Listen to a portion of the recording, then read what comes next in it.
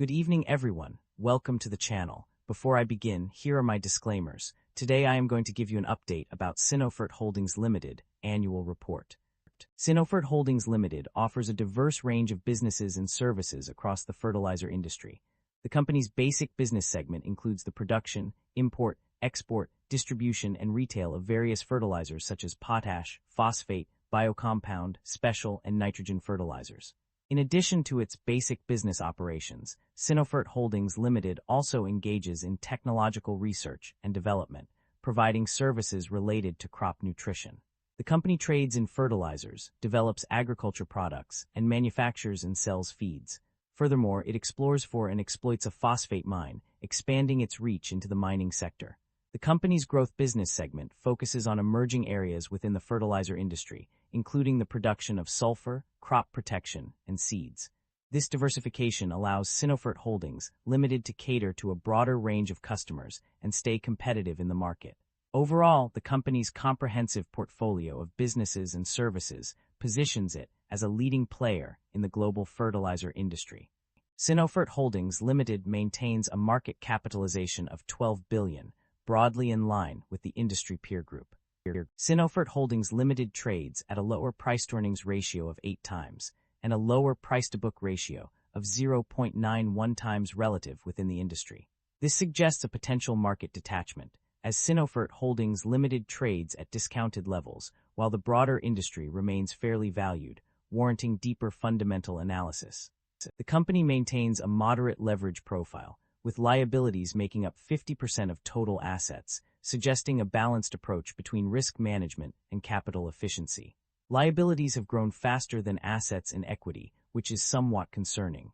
However, asset growth remains positive, suggesting management may be temporarily leveraging liabilities to fund expansion. Shareholder equity has grown consistently, but operating income growth is weak or inconsistent. Equity expansion may be driven by financing activities rather than core business profitability. The share count has remained broadly unchanged, indicating no significant dilution or buyback activity over the past 5 years. The company have a dividend yield of 3.64%. The income statement shows that the company revenue have been declining annually and operating income have not been increasing. This shows that the business is under pressure with rising cost and its management is unable to expand the business. The company comfortably covers its interest expenses through operating income and maintains a strong cash position relative to current liabilities. Additionally, special charges appear non-recurring, suggesting high earnings quality and strong financial resilience. The primary drivers of revenue growth or decline can be identified through a thorough analysis of the provided summary. Revenue growth is primarily driven by several key factors. Firstly, breakthroughs in core biotechnology and product development have led to significant increases in sales, particularly in biological fertilizer sales, which saw a 14% year-on-year increase. Additionally, strong demand for potash fertilizers, upward price trends in international and domestic markets, and the launch of new products such as Huanfeng and Jiang under biocompound fertilizers have all contributed to revenue growth. Furthermore, the company's expansion into specialty fertilizer operations has also been a significant driver of revenue growth. The launch of new products such as Songshan biostimulant and year-on-year growth in revenue and gross profit for existing product lines have both contributed to this trend. Moreover, the cumulative formation of 25 sets of soil health indicator systems through the Hope Soil Health service platform has also driven revenue growth. In contrast, there are fewer drivers of revenue decline mentioned in the summary. However, it is noted that rapid increases in bulk raw material costs have posed challenges to global fertilizer supply and industry development, leading to a potential decline in revenue. Additionally, industry consolidation due to capacity, supply, and demand factors has also been identified as a driver of revenue decline.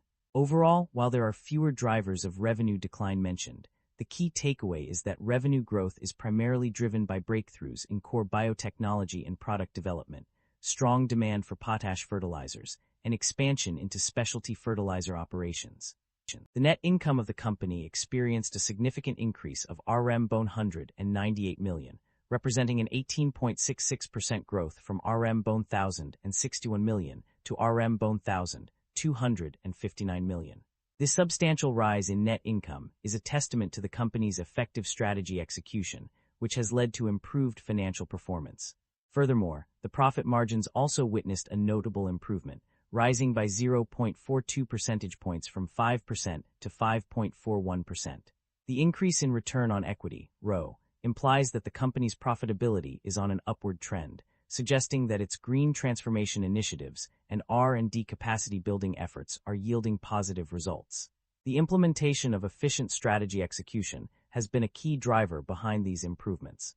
By focusing on strategic initiatives such as R&D capacity building and green transformation, the company has managed to enhance its financial performance, leading to increased net income and profit margins. The company's financial performance has shown a significant improvement in its ability to generate cash from its core operations. One key indicator of this success is the positive operating cash flow it has achieved. According to the latest figures, the company generated RMB 1,234,219 in operating cash flow for the year 2025. This achievement is a testament to the company's efficient management and effective implementation of its business strategies. The fact that the company is able to generate more cash from its operations than it spends on various activities such as capital expenditures, taxes, and interest payments is a positive sign for investors and stakeholders. The operating cash flow status has been summarized as positive, indicating that the company's financial health is improving. This trend suggests that the company is well positioned to continue generating cash from its core operations, which will enable it to invest in growth initiatives, pay dividends, or reduce debt. Overall, the positive operating cash flow is a significant milestone for the company and a reflection of its ability to manage its finances effectively. The company has experienced significant changes in its debt levels and interest expenses over the past period. In terms of debt level, there has been a notable decrease in both interest-bearing liabilities and total debt. Specifically, interest-bearing liabilities decreased by 19.41% from RM 1,870 million to RM 1,507 million, while total debt dropped from RM 1,870,216 million to RM 1,507,279 million.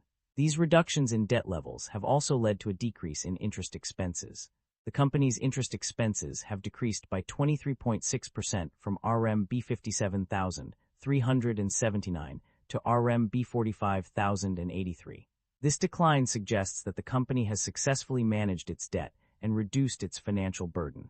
Overall, these changes indicate a positive trend for the company's financial health and stability. The performance of various segments and regions in the fertilizer industry has been mixed. On a positive note, phosphate and potash fertilizers have seen significant increases in revenue, with phosphate fertilizers experiencing a 9.4% rise and potash fertilizers seeing a 6.7% increase.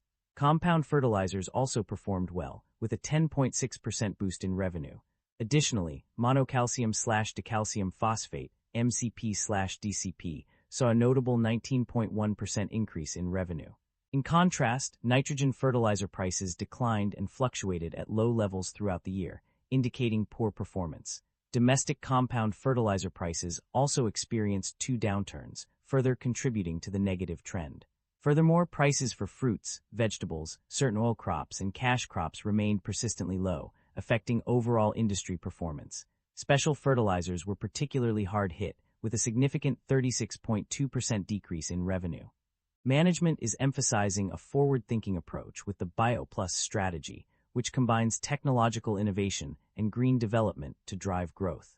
The company aims to become a leader in crop nutrition health by 2026 and expand its presence into international markets. To achieve this, management plans to enhance shareholder value, competitiveness, and operational quality through intelligent manufacturing and digital transformation. The company will also focus on high-end BioPlus products, develop new growth drivers, and optimize global procurement and sales networks. Additionally, management is committed to contributing to China's agriculture towards high-quality and sustainable development by providing digital agricultural benefiting activities and protecting shareholder interests through strategic transformation. Management's strategy involves guiding the company's response to market dynamics and industry trends with the BioPlus approach, which will enable it to repay loans using internal resources. The company is also implementing a large-scale grain and oil crop yield improvement action plan, transforming demonstration results into practical technologies for farmers. The company's financial activities over the past 2 years have been notable. One significant development is its payment of dividends, which has been a consistent practice since at least 2024. This indicates that the company has been generating sufficient profits to distribute among its shareholders. However, in terms of share buybacks, there is no clear information available. Despite this lack of transparency, it can be inferred that the company has not engaged in any significant share repurchase activities during this period. Concerns about inventory buildup and supply chain disruptions are prevalent in the current market. One major concern is the price volatility of critical agricultural inputs, which can lead to inventory buildup or supply chain disruptions. Additionally, measures to fortify food security have also contributed to these issues. The global production and supply chains have been impacted by various factors such as trade protectionism, extreme weather events, and declining returns for some crops. These factors have accelerated the restructuring of global production and supply chains, leading to concerns about inventory buildup and supply chain disruptions. Furthermore, recent data shows that inventory balance has increased significantly, indicating a buildup in inventories. This is also evident from the write-down of inventories worth 19,537 RMB in 2025. Geopolitical conflicts, price fluctuations of energy and raw materials, and disruptions in Red Sea shipping routes have also contributed to supply chain disruptions. Overall, these concerns highlight the need for careful management of inventory levels and supply chains to mitigate potential risks and ensure smooth operations. That concludes the financial summary for SINOFERT Holdings Limited. Feel free to comment below, and I will be happy to answer them when possible.